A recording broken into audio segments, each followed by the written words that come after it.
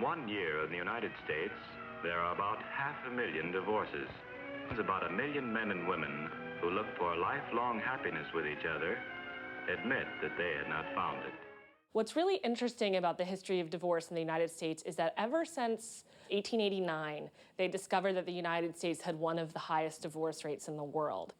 In an odd way, divorce is a benefit of marriage. We have this special legal process that helps disentangle people when their marriage fails. You know, the divorce process during the early 60s and the mid-60s was an extremely difficult process. And so there's always been a specific American attempt by the government, by experts, by everyday people to find ways to avoid divorce. When we see marriage threatened, then there's the feeling that society is being threatened, that the family will absolutely fall apart.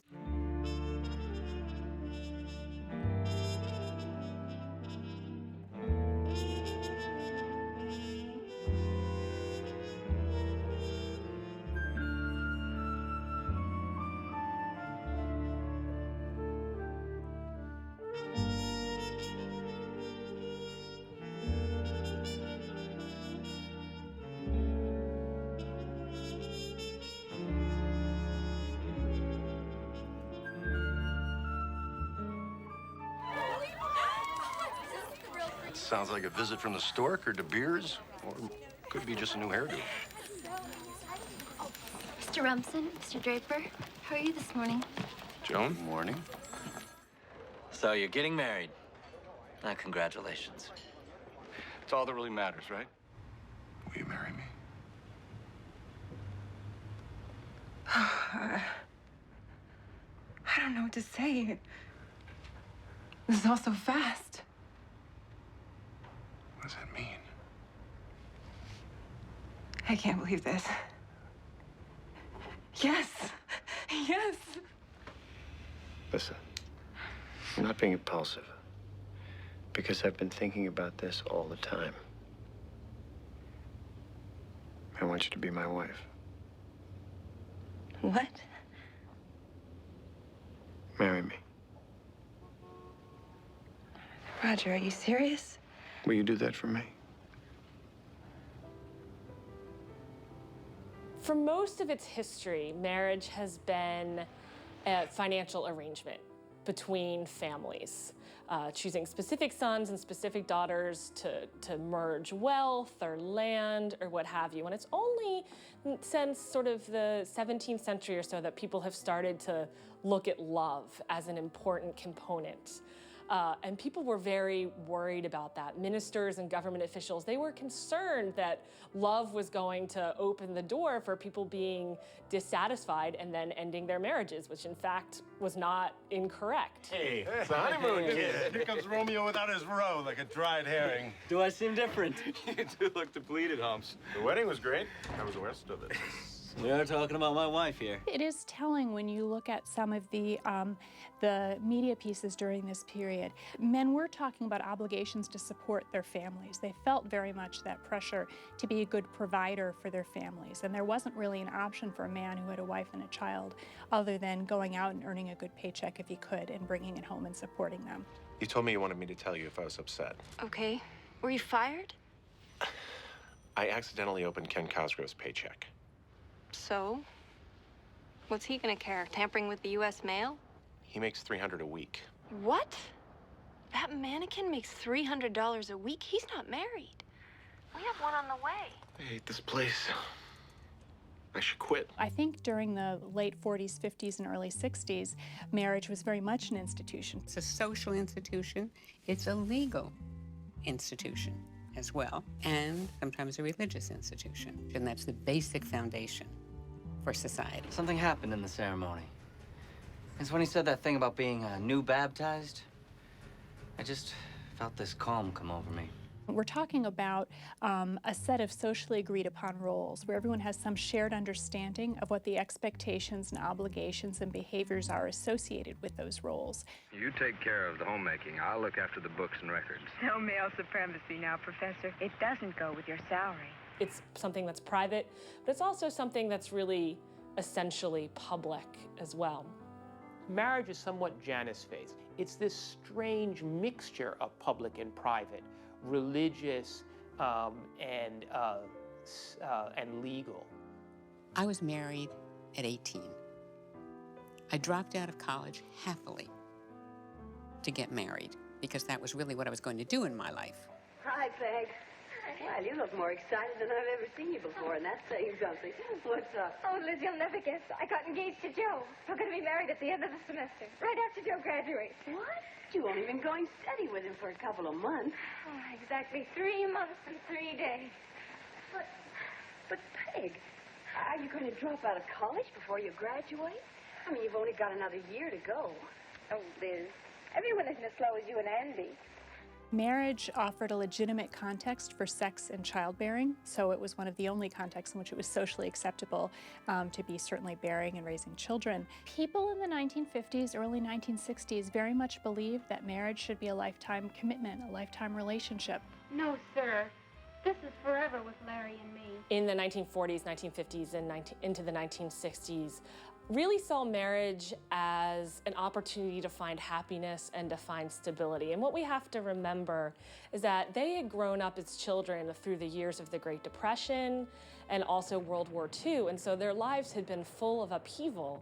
And so as they grew up, they were looking for opportunities to buy homes, to have stable jobs, to raise children.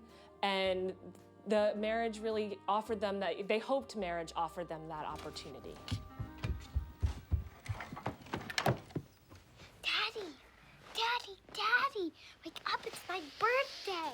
It's my birthday, it's my birthday. In some ways, the traditional family was a family of the 50s. It was almost like a concoction of the 50s. What characterized marriage in the late 40s, 50s, and early 60s was this very clear shared understanding about what marital roles should be like.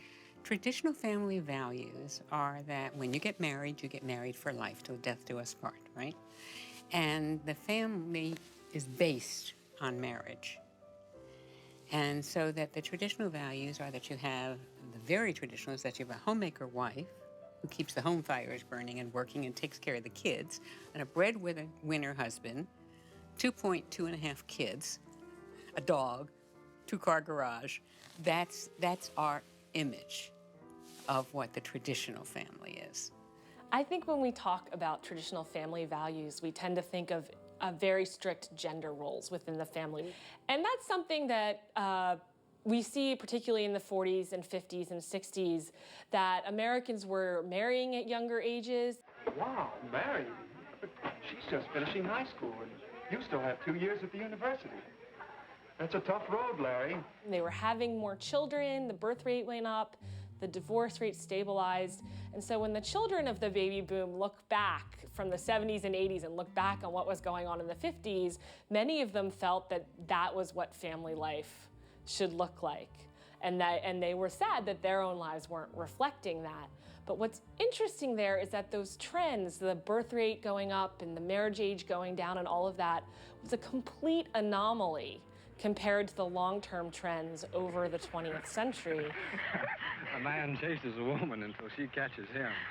Oh, Ken, isn't this heaven? If you look at family trends, it's really very unique. It was the absolute height of this breadwinner homemaker model of family arrangements, which never existed in the same way before or after.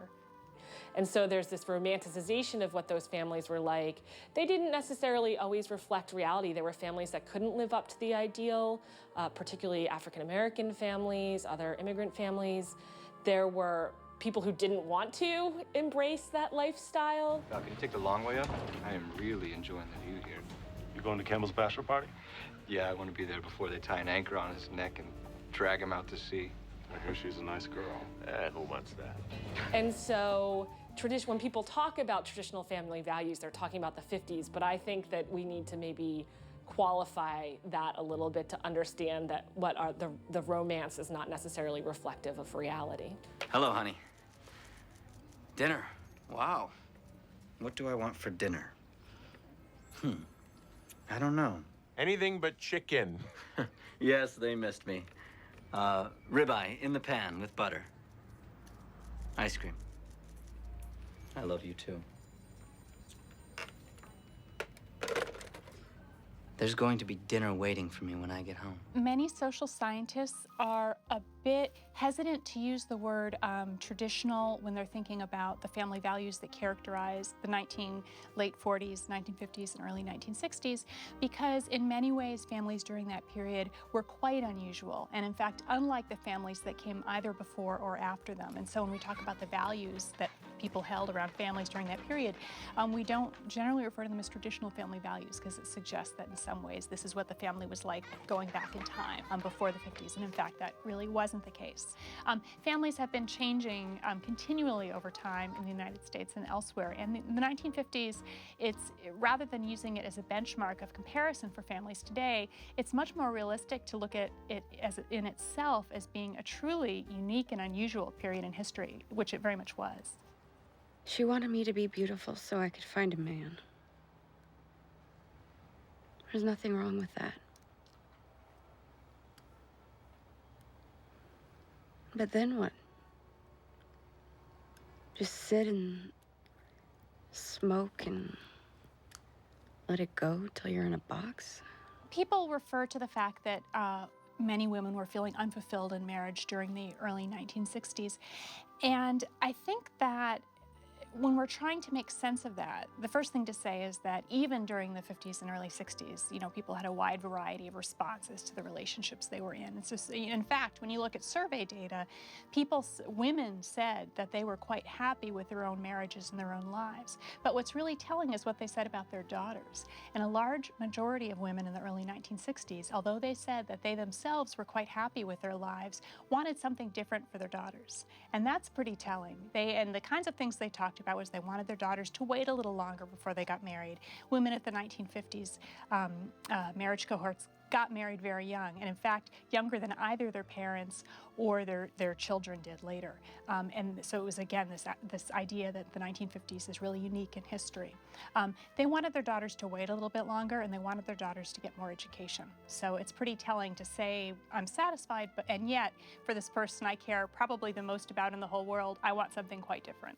If you want to, Sue, your mother and I, we can make arrangements for you to begin school at State U this fall with Larry, instead of at the junior college. Many of them dropped out of college and felt that they had lost an opportunity to earn an education. Those women who did earn an education, like Betty Draper, often found that they didn't have an outlet for those skills once they moved to the suburbs and were raising their children.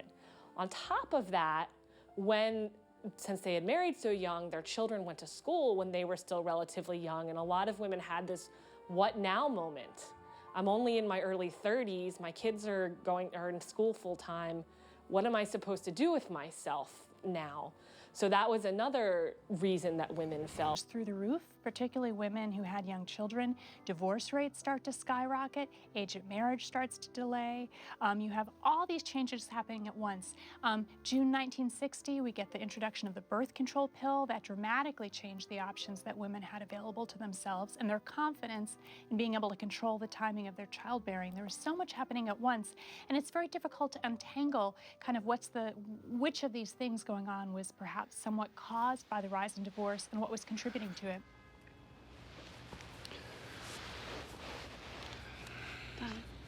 It's okay. We've got all night.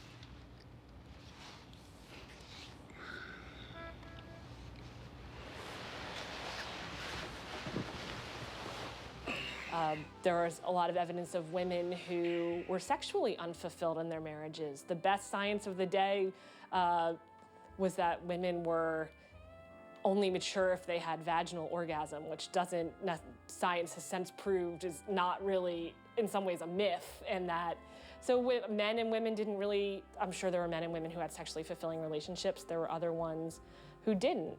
And some of them were in unhappy marriages and were told that it was their job to... The really interesting things about the late 40s, 1950s, early 1960s, is the fact that people were engaging in family behaviors that were inconsistent with their own beliefs and certainly inconsistent with the social norms at the time.